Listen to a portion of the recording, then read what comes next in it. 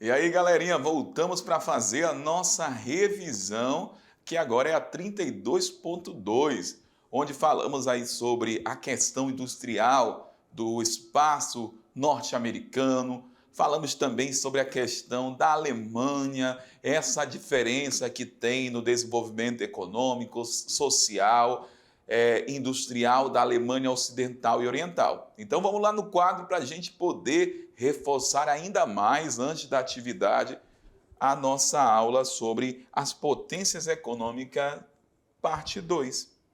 Então, falamos sobre a questão do Nordeste dos Estados Unidos, essa região conhecida como a primeira região industrial. E eu falei para vocês o seguinte, que vários fatores contribuíram para o desenvolvimento industrial desta porção. A gente pode citar a disponibilidade de recursos naturais.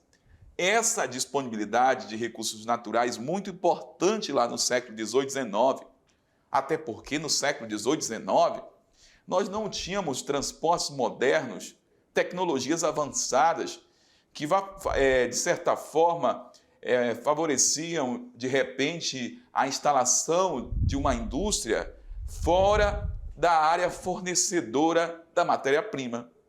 Então, essa área tinha a disponibilidade de recursos naturais, como o ferro, na região dos Grandes Lagos, como o carvão mineral, nos Montes Apalaches.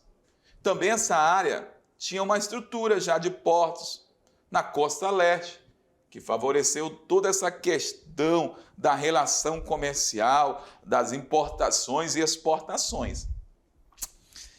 Nessa porção, as primeiras indústrias a se instalarem foram as indústrias siderúrgicas, as indústrias ferroviárias e, a partir da segunda revolução industrial, a indústria automobilística no século XIX. Então, essa região, eu até falei para vocês que é conhecida aí como Manufatura Belt, essa área de produção industrial norte-americana. E como que é a configuração hoje das indústrias dentro do espaço norte-americano? Então, essa região do Nordeste foi a primeira região industrial. Eu falei para vocês que a partir de 1980, nós observamos uma descentralização da indústria para uma nova região do território americano, que foi agora essa região que eu estou pontilhando aqui em azul, a área conhecida como Sun Belt. Essa nova área industrial já não é mais uma área da indústria pesada, mas sim uma indústria de tecnologias avançadas, com tecnologia de ponta, também chamada avançada de ponta, onde a gente tem agora, dentro desse espaço, no sul e oeste dos Estados Unidos, a indústria da terceira revolução industrial. Já essa área da primeira estrutura de indústria dentro do espaço americano, a partir de 1980, ela passou a ser chamada de uma região de Rust Belt, que seria o quê? Essa indústria da ferrugem, que passou a produzir menos a partir de 1980. Até 1970, cerca de 70%, eu falei para vocês na aula, das indústrias dos Estados Unidos estavam localizadas nessa porção do Nordeste. Hoje, a gente vai encontrar por volta de 30%, 40%. Nada mais que isso. Porque temos aí a nova área industrial, que é a região do Sun Belt, conhecida como Cinturão do Sol, localizada no Vale do São Francisco, na Califórnia, o Vale do Silício, que é a grande região produtora de tecnologia de ponta dos Estados Unidos, onde encontramos várias marcas da tecnologia moderna, Microsoft, Intel, iPhone, várias empresas dentro desse território. Falei para vocês também que a questão agrícola norte-americana é estruturada em belts. Esses belts, a gente vai encontrar Corn Belt, Cotton Belt, que são áreas diferenciadas da produção, de acordo com a legenda, pecuária, policultura, o trigo, o leite, que é a Dairy Belt, as culturas tropicais, a soja e a cultura irrigada. Também durante a aula, eu falei para vocês sobre a produção agropecuária dos Estados Unidos. E o grande líder aí dos cultivos vai ser a soja. Na segunda posição, o milho, que é tão importante aí para a produção do etanol norte-americano. Depois dos Estados Unidos, partimos para falar sobre a Alemanha, essa grande potência mundial também, que está localizada no continente europeu. E eu falei para vocês que a Alemanha passou por vários conflitos na Primeira, Segunda Guerra Mundial. E depois das guerras mundiais, a gente teve aí o que, galera? A outra guerra que acabou contemplando esse território da Alemanha, que foi a Guerra Fria, que também expliquei para vocês durante a aula, onde a Alemanha foi dividida em duas porções, a Alemanha Ocidental e a Alemanha Oriental. A ocidental capitalista, a oriental socialista, durante a Guerra Fria. Só a partir de 1990 que aconteceu o quê? A união da Alemanha, que é chamada como reunificação da Alemanha. E hoje, mesmo assim, a gente observa essa diferença. Maior desenvolvimento econômico, social dentro da Alemanha Ocidental. E a gente observa isso aqui no gráfico. 464 empresas alemãs na Alemanha Ocidental e apenas 36 na Alemanha Oriental. Falamos também que a renda é bem maior dentro da Alemanha Ocidental. Beleza, galera? Finalizo com vocês essa parte da revisão. Agora é com vocês aí na atividade. Daqui a pouquinho eu volto para fazer a nossa correção. Valeu, tchau!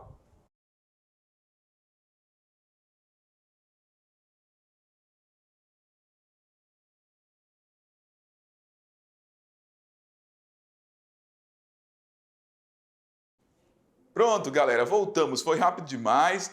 Agora chegou o momento de conferir as atividades. Vamos lá no quadro. Nosso momento aí, tão importante, da resolução da atividade da sala de aula.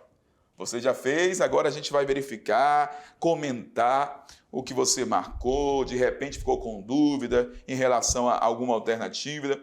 Agora chegou o momento de a gente discutir as questões. Questão 1. A escolha de um local para instalação de uma planta industrial não é aleatória. Já vai marcando aí, ó, não é aleatória. Essa escolha geralmente recai sobre um lugar que ofereça mais rentabilidade para o empreendimento. Ou seja, essa rentabilidade é o que a gente chama dentro do capitalismo de lucro. Cada empresa avalia os elementos mais importantes para tomar a decisão. Esses elementos são chamados de fatores locacionais e variam dependendo do tipo de indústria. Eita, até marcou a resposta correta. Então, as empresas que produzem tecnologia vestível procuram se instalar nos chamados tecnopolos, como o Vale do Silício nos Estados Unidos, que além de outras vantagens, oferecem o quê? Vamos lá. Em relação à questão do Vale do Silício. Mão de obra barata, redes bancárias, comerciais e hospitalares. A, B. Proximidade de universidades e centros de pesquisas e de tecnologia. A, C. Amplo mercado consumidor e grande quantidade de matéria-prima. A, D. Energia abundante e barata e informalidade da mão de obra. A, E. Incentivos fiscais e legislação ambiental deficiente. Então, está falando sobre a região do Vale do Silício, que vimos durante a aula, conhecida aí como Sun Belt. Essa região, grande produtor industrial, que corresponde à terceira revolução industrial do espaço norte-americano. Galera, aqui está falando a C, ó, amplo mercado consumidor. Com certeza, é importante, né? Para se instalar uma determinada indústria no local, essa questão do mercado consumidor. Mas acaba não sendo uma regra. Por que não acaba sendo uma regra? Porque hoje, por exemplo, nós temos produção industrial que acontece dentro dos tigres asiáticos, que acontece dentro da América Latina, que a produção é feita naquele determinado país, mas não é o mercado consumidor daquele país que está na discussão, mas sim o mercado consumidor de outros países, de outras nações que acabam comprando aquele determinado produto. No caso, aí, as exportações daquele determinado país produtor. Então, essa questão do mercado consumidor é muito relativa, realmente. Eu vou instalar minha indústria naquele local. Eu não tenho mercado consumidor naquele local, mas eu tenho mão de obra barata, eu tenho os recursos, então isso acaba sendo fator na decisão, né, importante para se instalar aquela indústria ou não naquele determinado local. Vamos lá, no quadro. Outra observação, essa grande quantidade de matéria-prima também já não é algo tão importante assim durante a produção. O meu país não tem essa matéria-prima, mas tem outro país que tem a matéria-prima. Eu posso comprar essa matéria-prima, eu posso, de repente, me instalar numa área onde tem a energia mais barata. E a matéria-prima eu vou comprar e vai chegar via container, via navio, e eu vou usufruir daquela matéria-prima. Então, por isso que essa alternativa não pode estar de acordo. E tratando-se do Vale do Silício, realmente, essa região tem como vantagem a proximidade de universidades e centros de pesquisas de tecnologia, que acabam ali se concentrando nesse espaço do Vale do Silício. Questão 2. Sobre o desenvolvimento industrial dos Estados Unidos, pode-se afirmar: alternativa A, o Sudeste iniciou o processo industrial do país, impulsionado pelos importantes centros comerciais e bancários daquela região e pela mão de obra imigrante de origem europeia. B, com o fim da Guerra Civil, o eixo industrial se deslocou do Sudeste para o Nordeste do país, impulsionando o crescimento de importantes centros urbanos como o de Nova York. C, no Nordeste e na região dos Grandes Lagos, desenvolveram-se as indústrias de bens de produção, baseadas no carvão, no minério de ferro, e nasceu ali no Nordeste a indústria automobilística. D, após a Segunda Guerra Mundial, o Nordeste passou a ser área de concentração de tecnopolos. E aí, o Nordeste dos Estados Unidos vem aumentando de forma expressiva sua participação na produção industrial norte-americana. Então, já vou eliminando. O Nordeste vem aumentando? Não, vem diminuindo. Lembra que eu falei para vocês que até 70, pertinho de 80, ali tinha quase 70% da indústria norte-americana e hoje já não chega nem a 40%? Outra situação, a D fala o seguinte, após a Segunda Guerra Mundial, o Nordeste passou a ser a área de concentração de tecnopolo. Negativo, nada de Nordeste. Mostrei durante a aula. Sul e o Oeste dos Estados Unidos, nada de Nordeste. A área de tecnopolo, a área do Sun Belt é no Sul e no Oeste. Outra situação aqui, com o fim da Guerra Civil, o eixo industrial se deslocou do Sudeste para o Nordeste, também sem chance. É Sul e Oeste. Então, a resposta correta realmente vai ser a C, que fala o seguinte: no Nordeste e na região dos Grandes Lagos, que é a região de primeiro desenvolvimento industrial, desenvolveram-se as indústrias de bem de produção, baseadas no carvão e no minério de ferro, e nasceu a indústria automobilística no século XIX, dentro desse espaço do Nordeste dos Estados Unidos. Tudo certo, aí tudo de boa. Vamos lá. Questão 3. Observe o mapa. É um mapa do espaço agropecuário norte-americano no início do século XXI. Temos aí grandes regiões da agropecuária. Temos aqui essa segunda legenda, que é do Corn Belt, cinturão do milho. Temos a outra Dairy Belt, cinturão dos derivados do leite. Culturas e atividades criatórias. Temos porto de exportação agrícola. Primeira coisa, numa questão que vem a mapa, sempre eu estou reforçando, venha gráfico, de repente uma charge ou um texto base, tem que fazer a interpretação, a leitura. A agricultura norte-americana é organizada de acordo com o modelo empresarial, o que torna o espaço agropecuário do país fortemente vinculado à lógica econômica. O principal fator locacional que explica a posição do Dairy Belt, volta lá, o Dairy Belt está aqui, essa região do cinturão do leite. Qual que é o fator? O sistema universitário desenvolvido, o mercado consumidor urbano expressivo, a rede de transporte que propicia a exportação, a topografia plana favorável à mecanização e as áreas de vazio demográfico. A gente não tem área de vazio demográfico. Nesse caso, realmente, essa região aqui vai ser o quê? A concentração, olha só. Lembra que eu falei para vocês que aqui nessa região a gente tem uma grande concentração urbana? Então, nós temos o quê? Mercado consumidor para o cinturão dos derivados do leite. Questão 4. Uma da Alemanha agora. Após a unificação, em outubro de 1990, a República Federal da Alemanha teve seu território aumentado em 30% e sua população em torno de 25%. Atualmente, essa nova Alemanha reacende a tradicional bipolaridade, agora embasada em questões econômico-militares, o que a faz se opor frontalmente aos seus mais direto concorrente no continente europeu, no caso a França.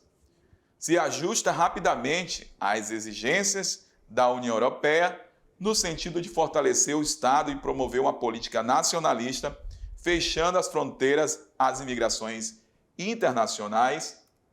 C. Apresenta uma integração considerada excelente, pois a antiga parte dobrou o PIB da parte ocidental, além de representar um acréscimo ao número de transnacionais de origem alemã espalhadas pelo mundo.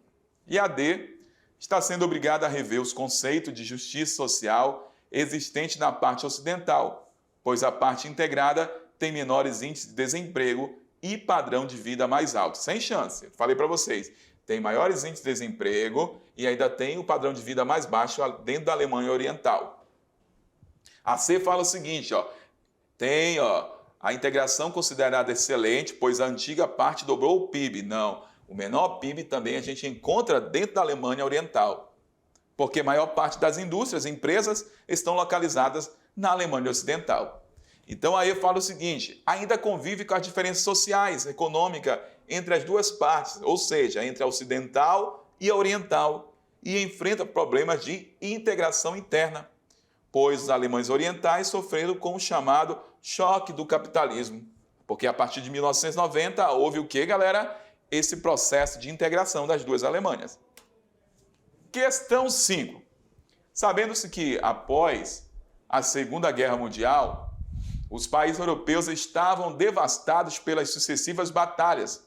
Quais são os fatores históricos associados ao elevado nível de desenvolvimento econômico das nações da Europa Ocidental?